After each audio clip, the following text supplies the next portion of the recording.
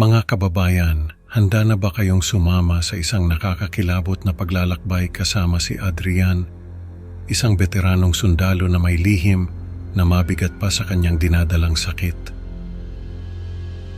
Sa gabing ito, ibubunyag natin ang mga bulong ng kadiliman na kanyang narinig at naranasan sa Marawi, mga pangyayaring magpapalakas ng tibok ng inyong puso.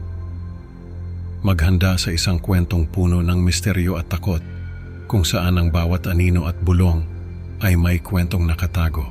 Samahan niyo ako at alamin natin kung ano ang lihim na ito na nagpapahirap kay Adrian at bakit ito ang susi sa hinaharap ng sangkatauhan. Sa isang sulok ng tahimik na silid ng ospital, nakahiga si Adrian. Ang kanyang mga kamay mahigpit na nakakapit sa isang lumang larawan ng kanyang unit sa militar.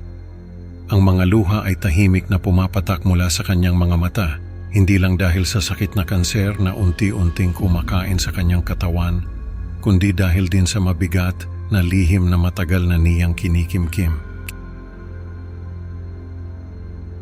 Biglang bumukas ang pinto at pumasok si Marco, ang kanyang pamangkin. Sa pagkakita sa kanyang tito Adrian, agad itong lumapit at naupo sa tabi ng kama. "Tito, kamusta ka na?" Mahinang tanong ni Marco, puno ng pag-aalala. Tumangulang si Adrian at sa paghinga niya ng malalim, tila nagdesisyon siyang ito na ang oras para ibahagi ang kwentong matagal nang nakakulong sa kanyang dibdib. "Marco, may kwento ako. Tungkol sa kabataan ko, sa pagmamahal ko sa bayan, at kung paano ako sumunod sa yapak ni Kuya Alex." Panimula ni Adrian, ang kanyang boses marahan ngunit puno ng emosyon. Ikinuwento niya kung paano siya sumapi sa sandatahang lakas ng Pilipinas puno ng pangarap at adhikain. Habang nagkukwento, naaninag sa mukha ni Adrian ang bakas ng takot at pagtataka. May batas ng seguridad ng estado na nagpatahimik sa akin ng 50 taon. Pag-amin niya, habang inaalala ang kanyang mga araw sa Marawi, kung saan unang sumalubong sa kanya ang malupit na realidad ng digmaan. Ang kanyang mga mata na dati puno ng pangarap, ngayon ay tila nagtatanong, puno ng mga pangyayaring hindi niya maipaliwanag. Sa pagtatapos ng kanyang salaysay, tila may bumubulong na tanong sa hangin. Ano nga ba ang mga hindi maipaliwanag na pangyayaring iyon sa Marawi? Sa isang flashback, bumalik ang eksena kay Adrian na nakaupo sa isang barong-barong na ginawang outpost sa Marawi. Hawak ang kanyang rifle, pinagmamasdan niya ang paligid na puno ng tensyon. Ang hangin ay sariwa ngunit may halong amoy ng pulbura at lupa, tanda ng walang katapusang labanan. Isang araw, nagpakita si Kapitan Reyes, isang opisyal na may dignidad at karisma, na tila nagdadala ng bagong pag-asa sa puso ng mga sundalo. Ipinakilala siya sa unit at agad na nag-click sila ni Adrian dahil sa pareho nilang pinagmulan sa Cavite. Ang pagkakaroon ng koneksyon sa isang tao mula sa kanyang bayan ay nagbigay kay Adrian ng kakaibang pakiramdam ng pag-asa at kuryosidad. Isang gabi, habang nagkukwentuhan sa ilalim ng mga bituin, ibinahagi ni Kapitan Reyes kay Adrian ang tungkol sa isang lihim na misyon na kanyang pangungunahan. Ang pagiging pribado ng usapan at ang tiwala na ipinakita ni Kapitan Reyes ay nagbigay kay Adrian ng kakaibang kislap sa kanyang mga mata. Ang lihim na misyong ito, na tila may kinalaman sa kakaibang pangyayari sa Marawi, ay nagdulot ng malalim na interes sa kanya. Ngunit ang gabi ng kwentuhan ay may dala palang misteryo na hindi inaasahan. Ano nga ba ang lihim na misyon na ito at paano ito magbabago sa buhay ni Adrian? Sa bawat salitang binibitawan ni Kapitan Reyes, tila lalong bumibigat ang hangin sa paligid, nag-iiwan ng tanong na naghihintay ng kasagutan. Isang umaga sa kampo, habang nagkakape at kumakain ng pandesal ang mga sundalo, lumapit si Corporal Santos kay Adrian. Halata sa mukha ni Santos ang pag-aalala. "Pare, nawawala si Kapitan Reyes at ang buong team niya," anya na may halong kaba. Nagulat si Adrian at agad na naramdaman ang bigat sa kanyang dibdib. Walang sinayang na oras, agad na nag-utos ang kanilang hepe ng isang search and rescue mission. Nag-empak ang platoon ni Adrian, dala ang kanilang mga gamit at armas, pinaghahalo ang determinasyon at takot sa kanilang mga mata. Sa ilalim ng mapanglaw na sinag ng buwan, tahimik na naglakad ang platoon sa masukal na gubat.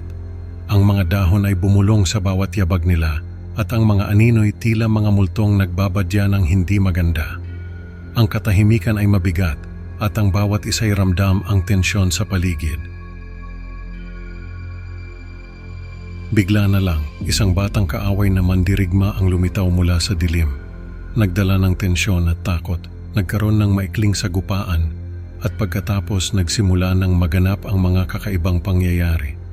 Mga kagamitang kusang lumilipad, mga boses na walang pinanggalingan at mga aninong kumikilos mag-isa sa kadiliman. Habang lalong lumalalim ang gabi, natagpuan nila ang isang yungkib na may mga kakaibang ukit sa entrada. Ang mga ukit ay nagpapakita ng mga ritual at nilalang na hindi nila maipaliwanag. Ang misteryo ng yungkib ay nagdagdag ng takot sa kanilang mga puso. Habang bumababa sila sa kailaliman ng yungib, ang mga pader ay tila naging buhay sa mga bulong at sigaw na nagmumula sa kawalan. Ang kanilang mga tenga ay nabingi at ang kanilang isipan ay nalito sa hindi maipaliwanag na ingay. Nang subukan nilang umatras, bigla silang inatake ng hindi nakikitang puwersa. Nagkagulo ang mga sundalo, nagtatakbuhan, sumisigaw, at nagkakanya-kanya sa takot. Sa gitna ng kaguluhan, nasaksihan ni Adrian ang hindi maipaliwanag na pagkasira ng katawan ni Corporal Santos. At sa kanyang pagkakatitig, unti-unting nagbago ang anyo ng nilalang na kaharap niya, si Kapitan Reyes na ngayoy isang halimaw na. Sa pagtatapos ng nakakakilabot na yugtong ito, ano pa kaya ang mga nakatagong lihim ang mabubunyag? Anong kadiliman ang naghihintay sa susunod na kabanata ng kanilang bangungot? Matapos ang insidente, agad na dinala si Adrian sa isang lihim na pasilidad.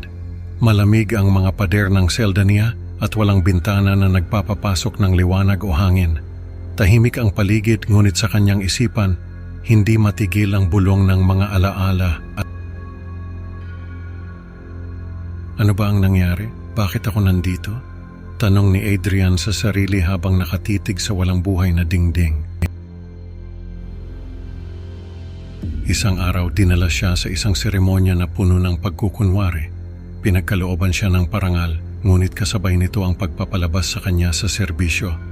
Ang kanyang mga mata ay nagsasalamin ng pagtataka at pagtanggi. Hindi niya matanggap na ang kanyang serbisyo at sakripisyo ay magtatapos sa ganitong paraan. Para sa iyong katapangan at dedikasyon, sabi ng isang opisyal habang iniabot sa kanya ang medalya. Ngunit ang medalyang iyon ay parang isang mabigat na kadena na sumasakal sa kanyang leeg. Pagkatapos ng seremonya, isang opisyal ng NICA ang lumapit kay Adrian. May dala itong dokumento, isang kasunduan ng katahimikan. Mahigpit ang tono ng opisyal habang binabalaan siya sa posibleng mangyari kung sakaling labagin niya ang kasunduang ito. Isipin mo ang pamilya mo, Adrian, banta ng opisyal. Nanginginig ang kamay ni Adrian habang hawak ang ballpen. Sa isang pirma lang, para na rin niyang itinakwil ang katotohanan na kanyang nasaksihan. Sa pagbalik sa kasalukuyan sa isang silid ng ospital, tinapos ni Adrian ang kanyang kwento kay Marco. Ang takot at pag-aalala ay bakas sa kanyang mga mata. Sa bawat detalye ng kanyang salaysay, ramdam ni Marco ang bigat ng lihim na dala-dala ni Adrian. Ang tunay na banta, Marco, ay nandito lang sa ating paligid, nagtatago sa ilalim ng ating mga paa, sabi ni Adrian. Ang kanyang boses ay halos pabulong. Napabuntong hininga si Marco, hindi alam kung paano tatanggapin ang lahat ng ito. Habang lumalalim ang gabi, nagsimulang maghirap si Adrian sa paghinga. Ang mga bangungot na bumabalik sa kanyang alaala ay tila mas malakas pa sa tunog ng mga aparato sa ospital. Sa kanyang pag-idlip, ang nakakapangilabot na mukha ni Kapitan Reyes at ang mga sobrenatural na karanasan ay muling bumuhay sa kanyang pinakamalalim na takot.